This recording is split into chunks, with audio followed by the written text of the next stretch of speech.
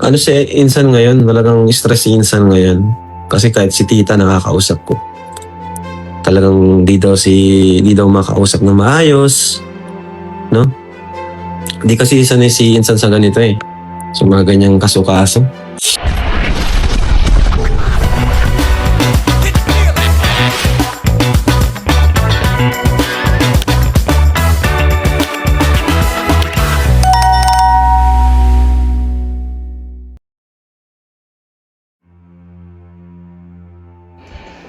Isang maganda at mapagpalang araw o gabi sa ating lahat mga Kalingap. Welcome back sa ating pong YouTube channel, Kalingap J. Morelo Vlogs. At kung kayo po'y bago pa lamang po nakapasyal sa ating pong munting bahay, huwag pong kalimutang mag-subscribe at papindot na rin po yung ating all notification bell. At sa oras na ito mga kaibigan, mga Kalingap, muli tayo magbibigay ng reaction at opinion. At bago po natin umpisahan yan, binabati muna natin ng isang maganda at mapagpalang araw o gabi sina Kuya Val, Ate Edna at Kalingap Rob at ang lahat ng mga charity vloggers ng Team Kalingap at ang lahat ng mga gobernadors ng Team Kalingap. Isang maganda at mapagpalang araw sa bawat isa, and shoutout din po kina Tita Inday PB, Ate Doldo Mondon at kay Ate Levin. At ngayon po mga kaibigan, mga Kalingap, ito po ang bibigyan po natin ng reaksyon at opinion. Ang video po na ito. Ano si Insan ngayon, talagang stress si Insan ngayon. Kasi kahit si tita nakakausap ko. Talagang di daw makausap na maayos, no? Di kasi sanay si Insan sa ganito eh. Sa mga ganyang kaso-kaso. At yan nga mga Kalingap, mga kaibigan, ating pong napanood at napainggan ang kagaya ng sinabi po ni Kalingap Rob, kanyang nabalitaan. Stress ngayon si Kalingap Edu, ang kanyang pinsan.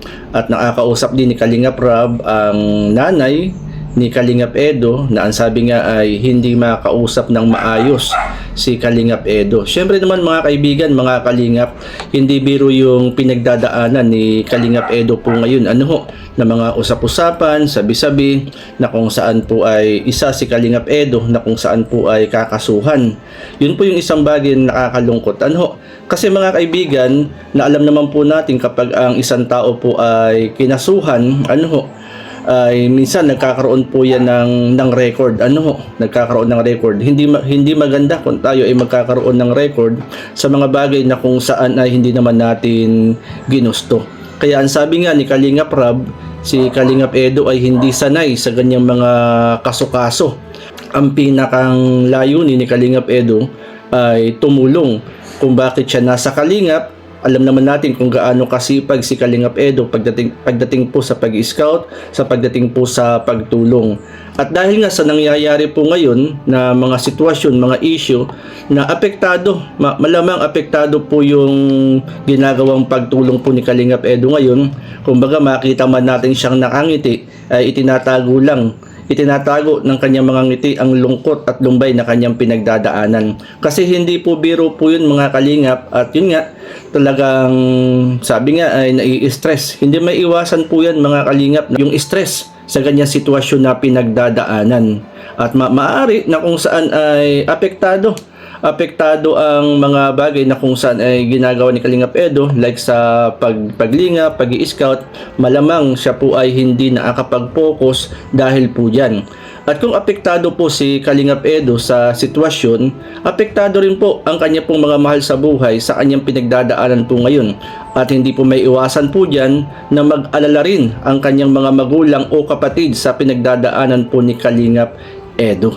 At sabi nga po dyan ni Kalingap Rob na si Kalingap Edo ay hindi sanay sa ganyang mga kaso-kaso. Siyempre naman mga kaibigan, ang pinakang purpose, pinakang mitiin ni Kalingap Edo ay tumulong, hindi yung mga kaso-kaso na yan. Muli mga Kalingap, panoorin po natin ito, ang sinabi po ni Kalingap Rob. Di kasi sanay si Insan sa ganito eh. Sa mga ganyang kaso-kaso. Di siya sanay sa ganyan. Kaya sabi ko, pakalakas lang, tibayan yung loob. Kasi andyan na yan eh. Kung wala tayong magagawa, nangyari na yung mga lalong lumaki. Diba? Kung harapin na lang natin. Pero may advisor man na si Insan ngayon. May advisor na rin naman siya. May legal advisor na rin siya. So, kailangan niya lang gawin is Ayan, pakatatag. Palakasin ang kanyang loob. Mga Kalingap, ramdam din natin na medyo may lungkot si Kalingap Rab habang siya ay nagsasalita. Na kumbaga, si Kalingap Rab dito po sa kanyang sinabi ay nagbigay po siya ng pampalakas loob sa kanyang pinsan na si Kalingap Edo. Na ang sabi nga ni Kalingap Rab, naandyan na yan, ang kailangan ay harapin. Kumbaga, imbis na nabanggit nga ni Kalingap Rab yung issue na yan, ay mas lalong lumaki. Dahil nga po mga Kalingap sa mga ibinabato kay Kalingap Edo. At nabanggit nga rin po ni Kalingap Rab ay meron ng advisor itong si Kalingap Edo na syempre andyan yung advisor, tuturuan siya yung mga bagay na kung saan ay dapat niyang gawin. Ganun pa man mga kaibigan, mga Kalingap, kahit po tayo ay may mga sabihin natin advisor, makakatulong po yan. Pero naandyan pa rin po na hindi may iwasan na isipin yung sitwasyon po ngayon.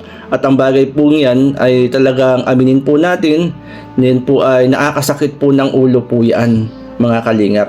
Kaya ang kagandahan po kay Kalingap Rab ay kanya pong ini-encourage si Kalingap Edo na kung saan ay magpakatatag. Yun ang kailangan ni Kalingap Edo, ang siya ay magpakatatag. At yung katatagan na yun ay nakukuha niya sa pamamagitan ng mga tao sa kanyang paligid na nag-aalala sa kanya, sumusuporta sa kanya at nagmamahal sa kanya. Kagaya nga po ng binanggit ni Kalingap Rab na naandyan na yan, harapin at kailangan lang magpakatatag sa sitwasyon na kanyang pinagdadaanan. Kaya mga kaibigan, na talagang hindi biro ang nararanasan at pinagdadaanan ni Kalingap Edo po ngayon. Muli, ito po ang sabi po ni Kalingap Rab, panoorin po natin. Kung na ganito talaga yung mangyayari sa kanya, hindi ko na sana siya inilove team kay yun sa isa, no? Kung alam ko lang na ganito yung mangyayari. Ito na yung pinakamalalang nangyayari talaga sa kanya. At dito naman mga kaibigan, mga Kalingap, sa ating pong napainggan kay Kalingap Rab, kanina ini-encourage niya si Kalingap Edo na kung saan ay nararamdaman ni Kalingap Rab yung bagay na kung saan ay nararamdaman ni Kalingap Edo na si Kalingap Edo ay si Kalingap Edo po ay medyo nalulungkot sa nangyayari at nagaganap po ngayon. Kaya nga ito si Kalingap Rab po mga kaibigan ay nagbigay po ng paalaala kay Kalingap Edo. At dito naman mga kaibigan sa ipinahayag uli ni Kalingap Rab na parang merong siguro naisip ni Kalingap Rab na may kunting guilty kung sabi ni Kalingap Rab, kung alam lang niya ang mangyayari na ganito ay hindi na sana niya inilove team si Kalingap Edo dun sa umalis na Kalingap Angels. Kumbaga medyo sabi nga nangyari na yan, naandyan na yan, hindi na maibabalik. Kaya medyo may kalungkutan, malungkot na pangyayari. Sabi nga ni Kalingap Rab, ito na yung isa sa pinakamalaki na kung saan ay hindi magandang nangyari sa buhay ni Kalingap Edo, na ang hangarin ay tumulong pero ito pa ang naging bunga o resulta ng pagtulong na kanilang ginawa. Kasi hindi naman natin alam mga kaibigan kung ano ba talaga ang mangyayari sa hinaharap. Hindi natin alam kung anong mangyayari bukas, sa isang araw o sa isang buwan. Kaya sabi ni Kalingap Rab, kung alam lang ni Kalingap Rab na ganito ang mangyayari, hindi na sana niya itinambal si Kalingap Edo doon sa dating Kalingap Angels. Kaya mararamdaman din natin sa pagsasalita po ni Kalingap Rab na medyo may kunting lungkot, may lungkot mararamdaman natin sa pagsasalita ni Kalingap Rab. Meron pong lungkot mga kaibigan dahil nga po sa nangyari, dahil nga po sa hindi magandang nangyari. At alam naman po natin kung paano ito nag-umpisa.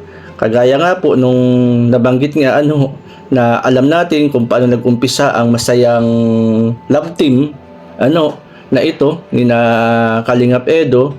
Yung masayang love team ay nag-umpisa sa masaya, ay nagtapos sa ganitong sitwasyon na kung saan ay nauwi sa tinatawag na kasuhan. Kaya nga nabanggit ni Kalingap Rab, kung alam lang ni Kalingap Rab na ganito ang mangyayari, hindi na sana niya in-love team pa si Kalingap Edo. At muli mga kaibigan, mga Kalingap, panoorin po natin ang video na ito. Pag-isipan yung mga bawat galaw, diba? Pero kung totoo man na nakasuhan siya, grabe na yun. Ibang na yun, ibang usapan na yun. kung si Insan Eds nakasuhan. Kahit ako mismo, di ko matatanggap yun. At yan nga mga kalingap, mga kaibigan, nabanggit ni Kalingap Rab, kung totoo man na nakasuhan si Kalingap Edo, grabe na yun. Para bang ang dating kay Kalingap Rab ay bakit humantong sa ganun, ano? Kasi parang bakit nakasuhan si Kalingap Edo, parang sabi ni Kalingap Rab, ibang usapan na yun. Yan, ibang usapan na yun. At sabi nga ni Kalingap Rab ay maging siya parang hindi katanggap-tanggap ang bagay na yaon. Kaya dito mga kaibigan, mga kalingap, sa napanood natin, napainggan natin na ipinahayag po ni Kalingap Rab, makikita po natin po doon na kung saan ay si Kalingap Rab ay nag-aalala sa sitwasyon at kalagayan ni Kalingap Edo po ngayon, na ang Kalingap Edo na kung saan ay dating masayahin, ngayon ay dumadaan ngayon sa medyo kalungkutan na sitwasyon po ng buhay.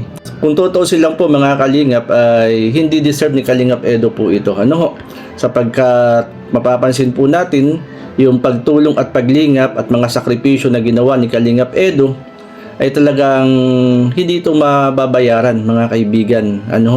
Kaya yun, advice nga ni Kalingap Rab kay Kalingap Edo ay magpakatatag, pag-isipang mabuti ang mga hakbang na kung saan ay dapat gawin. Kung totoo man, di ba? Kung totoo man na isa si Kalingap Edo sa kakasuhan. Kung totoo man, sabi doon ay sabi nga ni Kalingap Rab ay parang hindi katanggap-tanggap. Hindi katanggap-tanggap ang bagay na iyon. Kaya mga kaibigan, mga kalingap, sa nagaganap at nangyayari po ngayon, kumbaga ay kung mauwi man po yan sa kasuhan o idemanda man si Kalingap Edo, ay magkakaroon yan ng mga tinatawag na hearing, kung totoo man, syempre pagtatanggol ni Kalingap Edo ang kanyang sarili. Kaya dito mga kaibigan, mga kalingap, ako rin ang tanging advice ko kay Kalingap Edo, kumbaga kung sakali ay naandyan, harapin ang bagay na yan, kumbaga ay magpakatatag. At kung kayo naman mga kalingap ang tatanungin, ano po ang inyong mai-advise kay Kalingap Edo sa sitwasyon na kanyang pinagdadaanan o nararanasan po ngayon? Muli maraming salamat mga kaibigan. Suportahan natin ang programa ng Team Kalingap sa pangunguna po ni Kuya Bal Santos Matubang. Magandang araw o magandang gabi sa lahat, and God bless mga kalingap.